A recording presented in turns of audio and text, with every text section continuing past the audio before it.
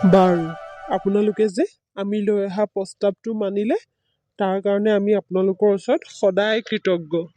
চিন্তা নকৰিব।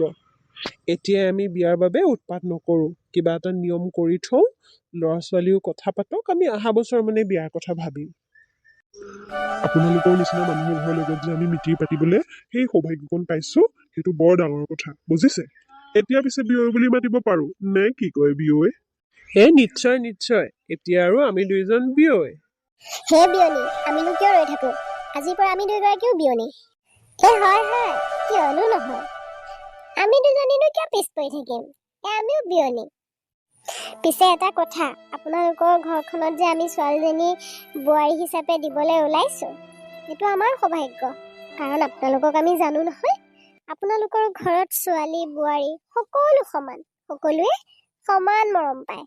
আমাৰ ছোৱালীজনী কিমান সুখত থাকিব। আৰু আপোনাৰ ল'ৰাজনৰ কথা কি ক'ম, তেওঁৰ নিচিনা ভদ্ৰ জেণ্টল ল'ৰাটো এই এৰিয়াটোত নায়েই। ইমান অমায়িক ল'ৰাটো পায়, সি সৰু কালৰ পৰা দেখি আহিছো তাক। তাকে বিয়নী, আপোনালোকৰ এই আশা যাতে সদায় আশা হৈ থাকে, নিৰাশা যাতে কেতিয়াও নহয়, তাৰ কাৰণে সদায় চেষ্টা কৰিম। ঠিক আছে বিয়নী, তেনেহ'লে আমি আহিছোঁ। ঠিক আছে, বলক আগবঢ়াই দিওঁ। হ'ব বিয়ৈ, বলক আগবঢ়াই দিওঁ। পিছে বিয়নী একো দায় দোষ নধৰিব। পিছে এতিয়া ভালে ভালে আমি সম্পৰ্কটো বজাই ৰখাটোহে কথা। হয় বিয়নী, ঠিক আছে তেন্তে, আহিছোঁ দিয়ক। জুলি, মই এটাই বিচাৰোঁ, আমাৰ সম্পৰ্কটোত যাতে সকলোবোৰ কথা সদায় মুখামুখি ফেচ টু ফেচ হওক, একো কথা যাতে আমাৰ ভিতৰত জমা হৈ নাথাকে। তুমি ঠিকেই কৈছা, ময়ো সেইটো বিচাৰোঁ। যেতিয়া কথাবোৰ খোলা খুলি হ'ব, সকলো কথা ষ্ট্ৰেইট ফৰৱাৰ্ড হ'ব, তেতিয়া সম্পৰ্কত কেতিয়াও সমস্যা আহিবই নোৱাৰে। কেতিয়াবা কিবা এটা সমস্যা আহিব পাৰে, আৰু সেইটো সদায় আমি দুয়োজনে আলোচনা কৰি ঠিক কৰিম। কাৰণ তোমালোকৰ ঘৰখন এতিয়া কেৱল মোৰ শহুৰ শাহুৰৰ ঘৰেই নহয়, মোৰ বেষ্ট ফ্ৰেণ্ডৰ ঘৰ। গতিকে সেইখিনিও মই ধৰি ৰাখিব লাগিব। বাকী তোমাৰ মোক কিবা মোৰ অতীতৰ কথা সুধিব লগা আছেনে? চোৱা জুলি, তোমাৰ অতীতৰ কথা মই একো জানিব নোখোজোঁ। তুমি যদি মোৰ অতীতৰ কথা জানিব খোজা, তেনেহ'লে মই নিশ্চয় ক'ম, কিন্তু মোক নালাগে। কাৰণ তোমাৰ বৰ্তমান আৰু ভৱিষ্যতজনীকহে মোক লাগে। ময়ো ঠিক একেখিনি কথাই কওঁ, তোমাৰ অতীতটোৰ কথাও মোৰ জানিবলৈ নালাগে। তাৰমানে মোৰ ইচ্ছা নাই। তুমি বৰ্তমানত মোৰ লগত থাকা, ভৱিষ্যতে মোৰ লগত থাকা, সেইটোৱে মোৰ সকলো। খালি এটাই বিচাৰোঁ, আজিৰ দিনটোৰ পৰা যাতে আমাৰ মাজত একো বেয়া নাথাকে, একো যাতে মিছা আমি সহায় নলওঁ। সদায় যাতে আমি দুইজনে দুইজনক সঁচা কথা কওঁ।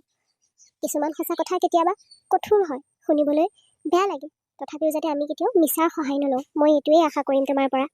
মোৰো এইখিনি কথাই জুলি, চোৱাচোন আমাৰ কথাবোৰ ইমান ধুনীয়াকৈ মিলিছে। হয়, তোমাৰ আৰু মোৰ কথাবোৰ প্ৰায় একেই।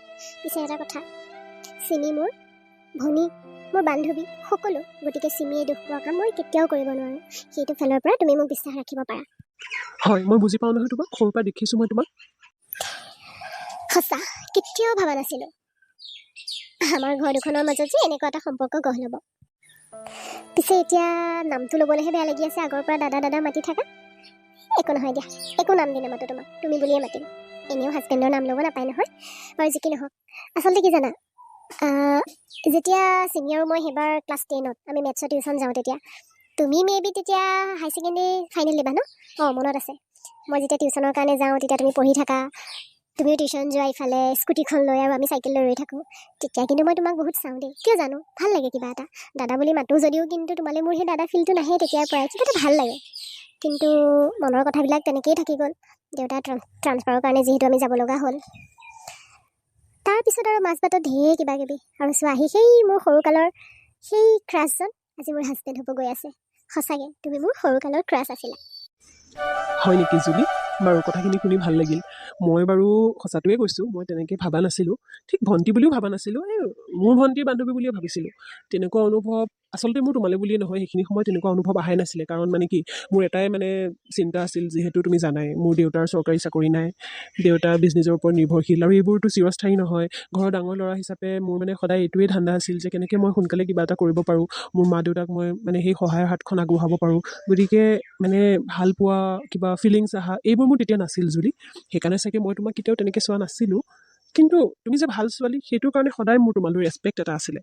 তোমাৰ কথাবোৰ ইমান গহীন, ইমান জেণ্টল তুমি, সেইকাৰণে তোমাক পাই মই সুখী, বুজিছানে? তোমাৰ নিচিনা জীৱন সংগী এজন সকলোৱে বিচাৰে, আৰু মই যে বহুত সুখী, বুজি পাইছা?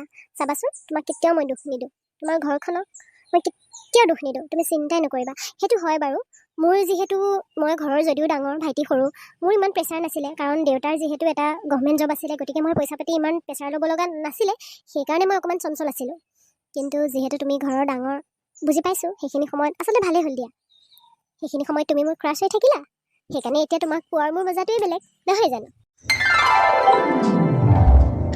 বাৰু জুলি দেৰিও হ'ল নহয় আকৌ ইফালে আবার চাহো ঠাণ্ডা হ'ব এতিয়া ব'লা চাহকাপ খাই তোমাক মই ঘৰত থৈ আহোঁ নহ'লে মাহঁতে চিন্তা কৰি থাকিব নহয় তুমি লগত আছা চিন্তা নাই বাৰু ঠিক আছে হ'ব দিয়া ব'লা চাহকাপ খাই লওঁ